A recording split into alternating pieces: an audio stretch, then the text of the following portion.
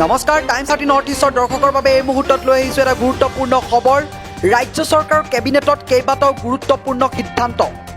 গাঁওবুঢ়াই প্ৰতিমাহে লাভ কৰিব ৯,০০০কৈ টকা। চাহ বাগানৰ অধ্যয়নৰত ছাত্ৰ ছাত্ৰীলৈ বিশেষ সুবিধা। বৰাক ভেলীৰ ছাত্ৰ ছাত্ৰীৰ বাবে APSCত বাধ্যতামূলক নহয় অসমীয়া প্ৰশ্ন কাকত। ইয়াৰ লগতে কেইবাটাও সিদ্ধান্ত গ্ৰহণ কৰিছে কেবিনেটত। এই মুহূৰ্তত জনাই আছোঁ এই গুৰুত্বপূৰ্ণ খবৰ। ৰাজ্য চৰকাৰৰ কেবিনেটত কেইবাটাও গুৰুত্বপূৰ্ণ সিদ্ধান্ত গ্ৰহণ কৰা হৈছে। গাঁওবুঢ়াই প্ৰতিমাহে লাভ কৰিব ৯,০০০কৈ টকা। চাহ বাগানৰ অধ্যয়নৰত ছাত্ৰ ছাত্ৰীলৈ বিশেষ সুবিধা প্ৰদান কৰা হৈছে। বৰাক ভেলীৰ ছাত্ৰ ছাত্ৰীৰ বাবে APSCত বাধ্যতামূলক নহয় অসমীয়া প্ৰশ্ন কাকত। ইয়াৰ উপৰিও কেইবাটাও সিদ্ধান্ত গ্ৰহণ কৰা হৈছে। এই মুহূৰ্তত আপোনালোকক শুনাব বিচাৰিছোঁ চন্দ্ৰমোহন পাটোৱাৰীৰ ভাষ্য। কাউন্সিল হৈছিল। ডেভেলপমেণ্ট কাউন্সিলৰ মেম্বাৰৰ সংখ্যা মেক্সিমাম 25, মিনিমাম 25 আৰু মেক্সিমাম 45 কৰা হৈছে। যিবিলাক ডেভেলপমেণ্ট কাউন্সিল আমি দিছিলোঁ তাৰে মেম্বাৰৰ সংখ্যা 25 মিনিমাম হ'ব লাগিব আৰু মেক্সিমাম 45জন হ'ব পাৰিব। গতিকে সেইটো কৰা হৈছে আৰু তাতে চেয়াৰমেন আৰু ভাইচ চেয়াৰমেন থাকিব। গতিকে সেইটো ব্যৱস্থাও আছে। তাৰপিছত আমাৰ অন্য এটা কথা আছে যে আমাৰ BTAD এলেকাৰ বিভিন্ন ছাইনবোৰ্ডসমূহত এতিয়া ইংলিছ আৰু বড়ো লেংগুৱেজতে গোটেই ছাইনবোৰ্ডবিলাক লিখা হৈছে। গতিকে আজি কেবিনেটে সিদ্ধান্ত লৈছে যে BTAD এলেকাত ছাইনবোৰ্ডসমূহত ইংলিছ আৰু বড়ো লেংগুৱেজত লিখা আছে, তাৰ উপৰিও অসমীয়া ভাষাটো তাত লিখিব লাগিব।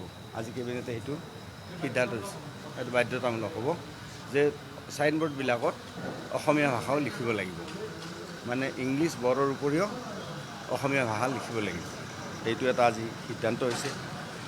গতিকে আমাৰ অন্য এটা সিদ্ধান্ত হৈছে আমাৰ APSCত আগতে মিনিমাম মেম্বাৰৰ ভিতৰত আগতে আছিল যে APSCত মিনিমাম মেম্বাৰ মহিলা এগৰাকী থাকিব লাগিব। আগতে সেইটো নিয়ম আছিল।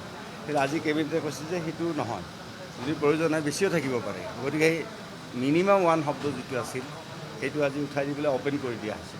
গতিকে দৰকাৰ হ'লে বেছিও থাকিব পাৰে, এইটো কথা।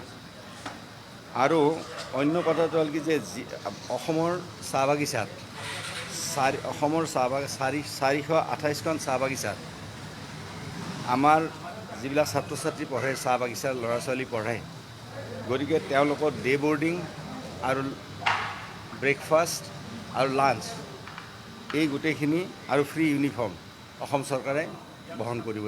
এই ক্ষেত্ৰত 428খন চাহ বাগিচাৰ স্কুলত গতিকে ডে বৰ্ডিং, ব্ৰেকফাষ্ট আৰু লাঞ্চ আৰু তাৰ উপৰিও আমাৰ এইটো ফ্ৰী ইউনিফৰ্ম তেওঁলোকক অসম চৰকাৰে বহন কৰিব এইটো ক্ষেত্ৰত।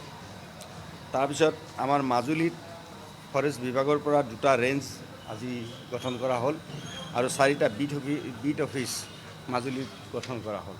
2টা ৰেঞ্জ অফিচ আৰু 4টা বিট অফিচ মাজুলীত গঠন কৰা হ'ল। আজি কেবিনেটে গঠন কৰিছে।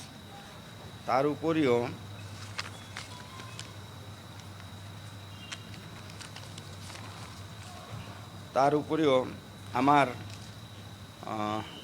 কনকলতা মহিলা সবলীকৰণৰ আঁচনিটো আপোনালোকে আগতে গম পাইছিল যে 25,000 টকাকৈ মহিলাসকলে আমি এটা সাহাৰ্য দিছিলোঁ প্ৰত্যেক মহিলা গোটক।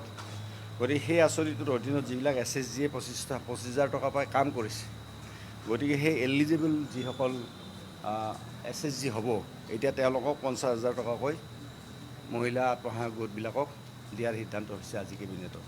50,000 টকাকৈ পাব এতিয়া। তাৰ উপৰিও আমাৰ এডভোকেট জেনেৰেল যিজন অসমৰ থাকিব, এডভোকেট জেনেৰেলৰ ৰেংকটো কেবিনেট মন্ত্ৰীৰ ৰেংকলৈকে উন্নীত কৰা হৈছে আৰু কেবিনেট মন্ত্ৰীৰ মৰ্যাদা তেখেতক দিয়া হ'ব। আৰু তাৰ উপৰিও আমাৰ অন্য এটা সিদ্ধান্ত হৈছে যে আমাৰ পৰীক্ষা লৈ পেলাই আমাৰ যিবিলাক আজি চৰকাৰী ৰিক্ৰুটমেণ্টৰ ক্ষেত্ৰত যিবিলাক পৰীক্ষা হৈ আছিল ইমান দিন, গতিকে পৰীক্ষা হ'লে আচলতে আউটচোৰ্চিং কৰি বিভিন্ন বাহিৰৰ কোম্পানী কিছুমানক ডিপাৰ্টমেণ্টবিলাকে আচলতে নিয়োগ কৰিছিল।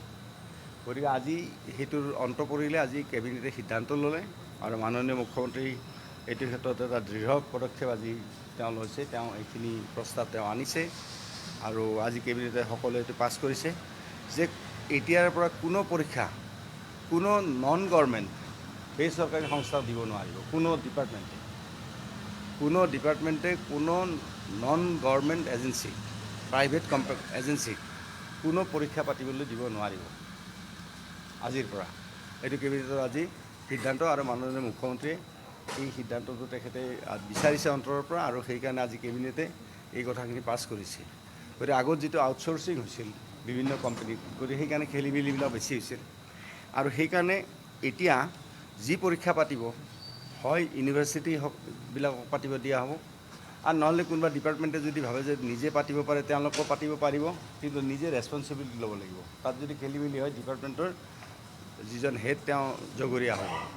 কিন্তু সেইকাৰণে ইউনিভাৰ্চিটিক পৰীক্ষা পাতিবলৈ দিয়া হ'ব। ডিপাৰ্টমেণ্টে পাতিব খুজিলে ডিপাৰ্টমেণ্টেও পাতিব পাৰিব, কিন্তু ডিপাৰ্টমেণ্টে নিজে ৰেছপনচিবিলিটি ল'ব লাগিব।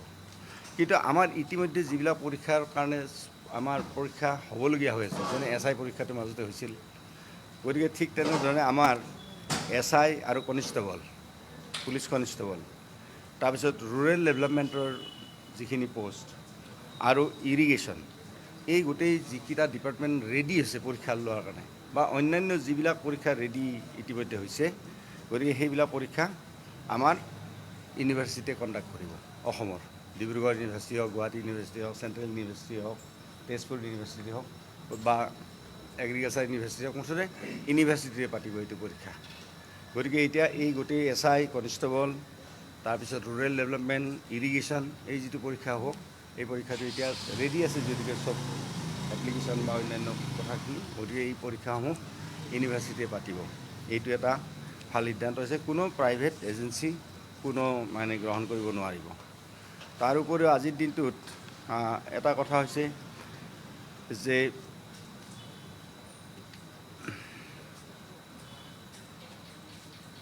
আজি কেবিনেটে আমাৰ এটা সিদ্ধান্ত লৈছে যে Bodo Kachari welfare autonomous council এখন অৰ্ডিনেঞ্চ, যিটো Bodo Kachari welfare development council যিখন অৰ্ডিনেঞ্চ, সেই অৰ্ডিনেঞ্চখন আজি কেবিনেটে পাছ কৰিছে। আৰু এইটোৰ জৰিয়তেদি BTC আৰু 6 চিডুল যিটো এৰিয়া, এই 6 চিডুলৰ BTC এৰিয়াত বাহিৰে বাকী যিসমূহ ঠাইত বড়ো ডমিনেটেড এৰিয়া আছে, গতিকে তাতে আমাৰ সেই ঠাইত থকা অট'নমাছ কাউন্সিল যিখিনি আছে, সেই অট'নমাছ কাউন্সিলৰ লগত আলোচনা বিলোচনা কৰি, গতিকে সেই সমূহ লোককো ইয়াতে সামৰি লোৱা হ'ব। আজি অৰ্ডিনেঞ্চখন চৰকাৰে এইখন অৰ্ডিনেঞ্চ পাছ কৰিছে, আৰু যিখিনি BTC আৰু 6 চিডুলৰ এৰিয়াৰ বাহিৰত থকা বড়ো কছাৰীসকলৰ কাৰণে এইখন ৱেলফেয়াৰ যিখন কাউন্সিল, এইখন আজি কেবিনেটে পাছ কৰিছে। আৰু আমাৰ BTAD যিটো নিৰ্বাচন, BTC ইলেকশ্যন যিটো আছে, তো BTC ইলেকশ্যনটো আমাৰ আজি কৰোণা মহামাৰীৰ কাৰণে আমাৰ স্থগিত হৈছিল। আৰু যোৱাকালি মাননীয় মুখ্যমন্ত্ৰীয়ে অল পাৰ্টি মিটিং পাতিছিল, আৰু অল পাৰ্টি মিটিং পতাত অল পাৰ্টি মিটিঙে এই সম্পৰ্কত তেওঁলোকৰ অপিনিয়ন দিছিলে বিভিন্ন দলে। আৰু তাৰ উপৰিও তাৰ আগতেই অল পাৰ্টি মিটিং আৰম্ভণিতে আমাৰ স্বাস্থ্য বিভাগৰ পৰা অসমৰ ক'ভিডৰ বৰ্তমান যিটো পৰিস্থিতি, সেই পৰিস্থিতি সম্পৰ্কে এটা প্ৰেজেণ্টেশ্যন দিছিল। আৰু সেই প্ৰেজেণ্টেশ্যনৰ ভিত্তিত দেখা গৈছে যে ক'ভিডৰ বাঢ়ি গৈছে সংখ্যাটো বিভিন্ন ঠাইত, আৰু যাৰ ফলত আচলতে আমি সময়মতে নিৰ্বাচনটো আমি পাতিব নোৱাৰিলোঁ। গতিকে আজি কেবিনেটে সিদ্ধান্ত লৈছে যে আমি BTC নিৰ্বাচনটো ডিচেম্বৰৰ ভিতৰত আমি পতাটো আমি সিদ্ধান্ত লৈছোঁ। গতিকে এইটো আজি কেবিনেটৰ সিদ্ধান্ত হৈছে, ডিচেম্বৰৰ ভিতৰত ইলেকশ্যনটো হ'ব। গতিকে এইখিনিয়ে আজি প্ৰধানত সিদ্ধান্ত হৈছে।